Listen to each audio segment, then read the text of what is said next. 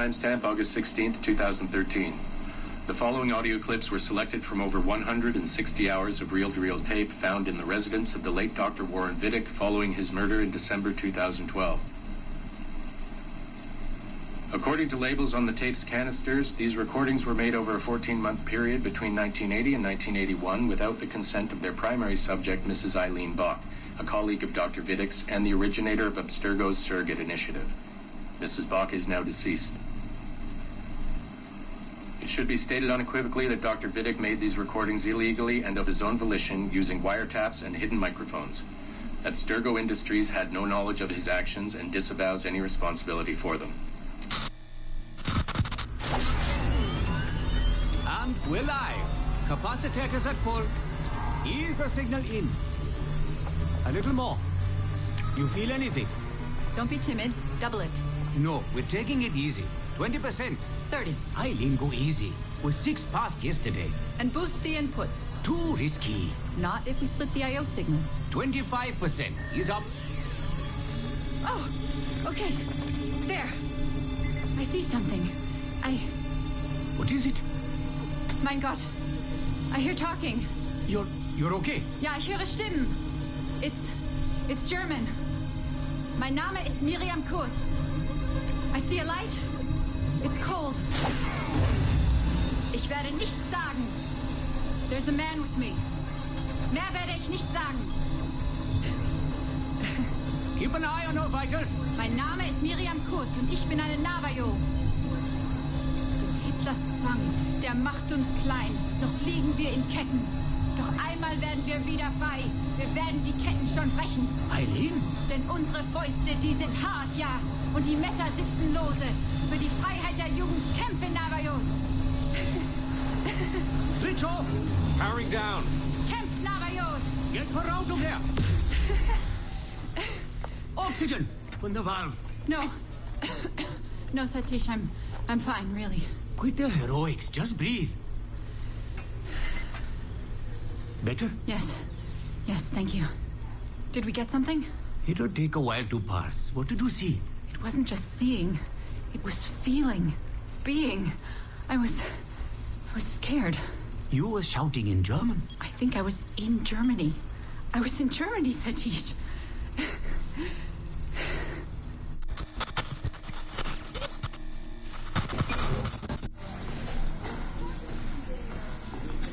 Good morning. Well rested?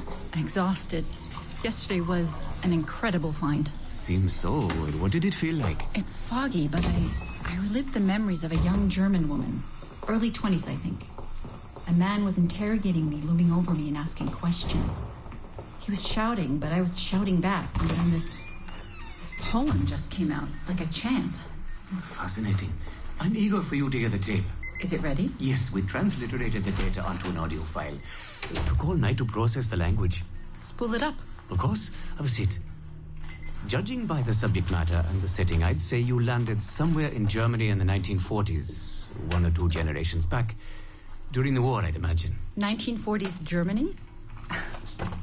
That would be Miriam Kurtz, my ex-husband's mother. So she's not related to you in any way? God, I hope not. I'd hate to find out my ex-husband is also my brother.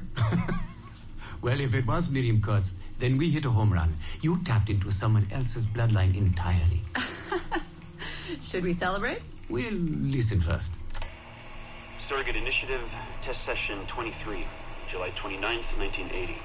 Host, Eileen Bach. DNA sample SB1970. It's a little garbled at first. This is you settling into the memory. Your name, say it. My name is Miriam Kurtz. Louder. My name is Miriam Kurtz, and I am Navajo. Where did you last see the artifact? Who holds it now? I'll say nothing. I've told you all I will. I don't believe that is true. Who has the artifact? Hexler's dictates make us small, and we are bound in chains. But one day again, we shall walk tall. No binds will us restrain. Enough! For hard are our fists, yes, and the knives at our wrists for you to be free. Navajos lay siege. Lock her away! Navajos lay siege. And that's where we pull you out. Whoa. What would it take to get a visual render of all that? Months, unfortunately. It took 13 hours just to process the audio. Visual takes much longer. But Vidic is able to record audio and visual in real time. How does he do it? His subjects are exploring their own genetic memories. That requires much less processing power. Hold on, sorry. Eileen here. Hello. You have 10 o'clock in Lillian's office. It's 10:13 now. Oh, shit. I'm sorry. Tell her I'll be right there. And tell her we have some good news. No problem. You in trouble? The monthly progress report. I'm trying to be honest about our progress, but no matter how much I polish our facts, Warren Vidic swoops in, promising the moon for pennies, and gets 10 times the funding for his Animus project. Well, we are using his Animus technology. He's the foundation. We are the skyscraper. Which is why he should be a tech lead, not a project director. Good work, Satish.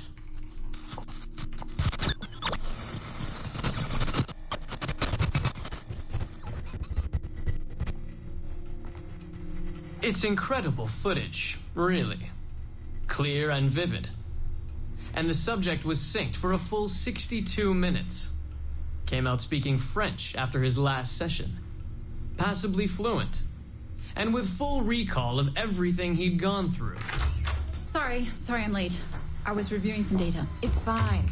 Warren was just telling me about his first subject, Mr. No names. Call him Subject 1. Confidentiality. And how about you, Eileen? What's your good news? Well, we did it. We synced with an unembedded memory outside the bloodline. That's a first. Really? Satish was able to process the audio today. A short clip. You can hear it for yourself. Only audio? No real-time memory feeds like Vidic has? Well, that's the difficulty with surrogate genetic memory data. Because I'm viewing memories not embedded in my own DNA, we can't rely on my cognitive faculties to help me process the signal. All we can do is record the raw data and transliterate it later. Hold on. You're running this experiment on yourself? I am. It's going well. I don't like the sound of that. Look, the sample I'm using, the DNA comes from my own son. It's safer this way. Ah, good thinking. 50% of my son's DNA is also mine, which reduces the danger by a huge margin. Meaning, I can now explore the memories of people who aren't directly related to me. on his father's side. But for brief periods of time, I imagine. Right. Just a minute or two so far, but we're getting there. Come by the lab and listen for yourself. I will, when I have a moment. Unfortunately, work beckons. Ladies? That man is colder than a San Francisco summer. Stay focused, Eileen. You both have important work to do. Obviously. But my work requires his animus technology. I feel a little caged in. That's collaboration, Eileen. It's how science works. I shouldn't have to remind you. I know. I'm just tired. Stop by and see us today. We have a lot to share. If not today, then this week sometime. Thank you.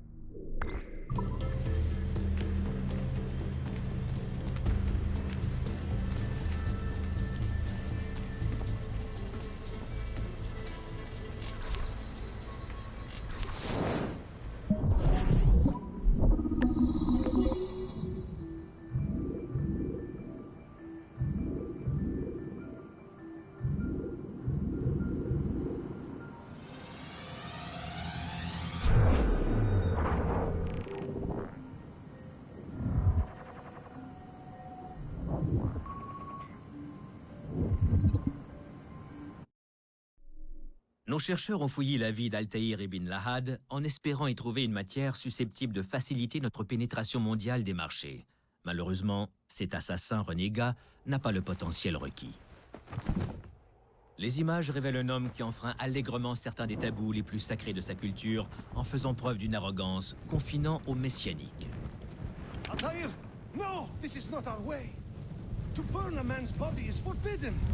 Une majorité de nos chercheurs estiment que les arguments formulés par le rival d'Altaïr, que nous ne connaissons que sous le nom d'Abbas, étaient plus réfléchis et mieux fondés que la plupart de ceux de l'intéressé.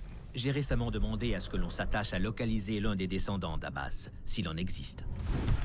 Les transgressions d'Altaïr sont à l'origine de la dissolution de l'ordre des assassins au milieu du XIIIe siècle. L'approche intellectuelle plus raisonnable d'Abbas aurait, elle, conduit à de formidables progrès. Par conséquent, nous recommandons vivement de ne pas l'exploiter et de privilégier un personnage plus prometteur de cette époque.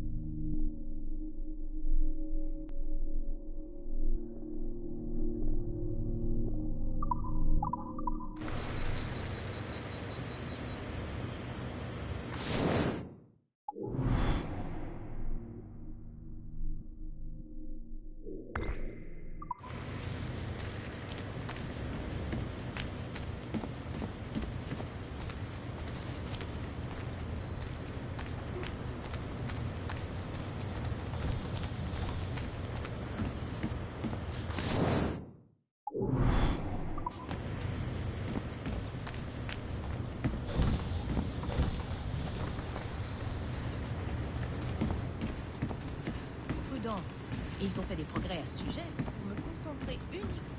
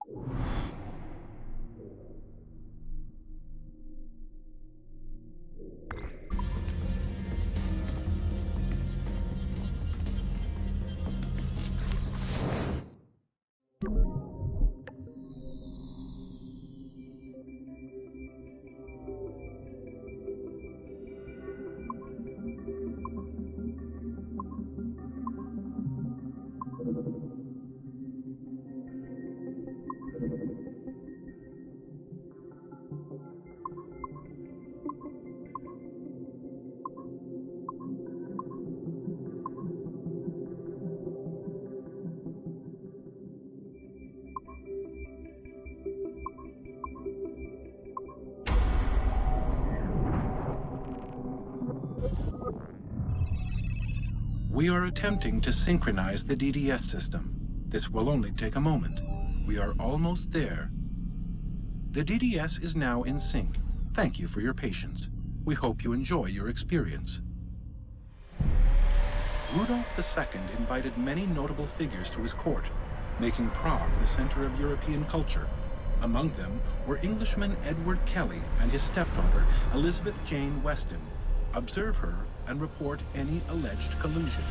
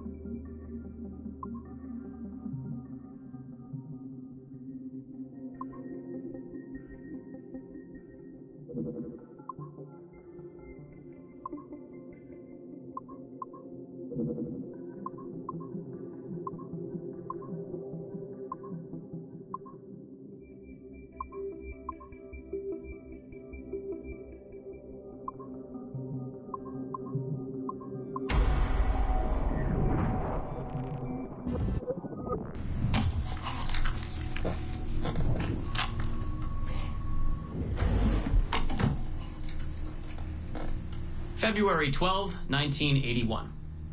Qualitative personal interview with Subject 1 on ancestral research regarding Avalon de Grand Prix. How are you feeling? Any side effects? Not really. Aside from the headaches. They've been worse since I started staying in longer. But I don't want to stop. I like her. I want to know what she does next. What's it like? Reliving her memories. So different. The Animus, I mean. The past. At first it was confusing. Distracting. Like New Orleans, the stench. I wasn't expecting all the smells. Smell is the sense most directly linked to memory. When I'm in her memories, it's like I can smell more than I usually can. In general, women have a more acute sense of smell than men do. I had wondered how that would translate. Anything else? Yeah. She's smaller than me, but it's like her body could do more. Did that surprise you? At first, yeah. The ERA people might hate me for this or whatever, but I don't usually think of girls that way. Climbing things. My mom, my sisters. The animal feeling of Aveline sinking her hidden blade into the throat of... Go on. It doesn't feel feminine. What I think of as feminine. But then at the same time it does. Her center of gravity is way lower. That was a surprise. How easy it is to land. How steady I am on her feet. Sorry. This is hard to talk about. No, it's fascinating. This is what we need. Pure experience, in your own words. Okay. Can you tell me about Gerald Blanc? What about him? He and Avalon were close, but we haven't been able to ascertain if he might be your missing ancestor. Do her memories suggest anything to you? Does this make you uncomfortable? Remember, these are her memories. You're just playing them back. It's not even acting. You're a researcher. Like you say, I haven't experienced her consummating anything. That would be... Anyway, I think maybe she was confused. Oh. Well, first of all, I don't really know for sure, okay? I mean, guys think about sex more than girls, right? That's a fact. As a researcher, what did you observe? Does it mean she's more like a guy if she thinks about... Is that why she's able to assassinate... Well, okay, here's the thing. I don't know her thoughts, but from what's in her memories, physically, the fidgeting, some hesitation, what she looked at, who she looked away from, the things she didn't say when I expected her to. If I had to guess what it meant, I would think she was thinking about sex. But I'm a guy, so I would think that, right? So what does it mean for women to act that way?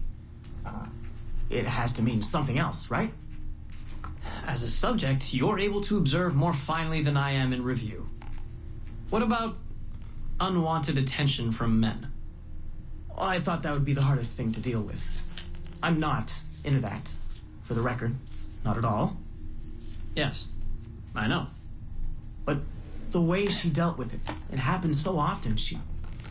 It's like you stop noticing everything she does to avoid it. Crossing the street, eyes in the back of her head. She knew how to handle herself. When she was charming, felt kind of similar to killing. Or the build-up to killing. Can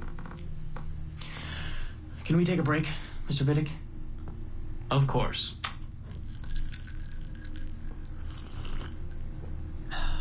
Ready to go on? Yes. Evelyn was black. And white. On her father's side. You're sensitive to that? I guess. I mean, I'm white. Evelyn looks black, so that's different. But you get used to it. Like with the girl thing. Until someone makes you not used to it. What do you mean? I don't think I've ever had to think so much about what I'm wearing or how I'm walking. But Evelyn, it's like she goes through her whole life in these uniforms. People expect her to behave in a certain way. Definitely. Sometimes I worry I'll slip up and play too relaxed at the warehouse and, I don't know, blow her cover. You can't blow her cover. I know. I'm just replaying the memories. I can't change them, I know. But I see it, right? It's a risk. It's... stressful? Yes. It's best when she goes out as an assassin. On the roofs or in the bayou.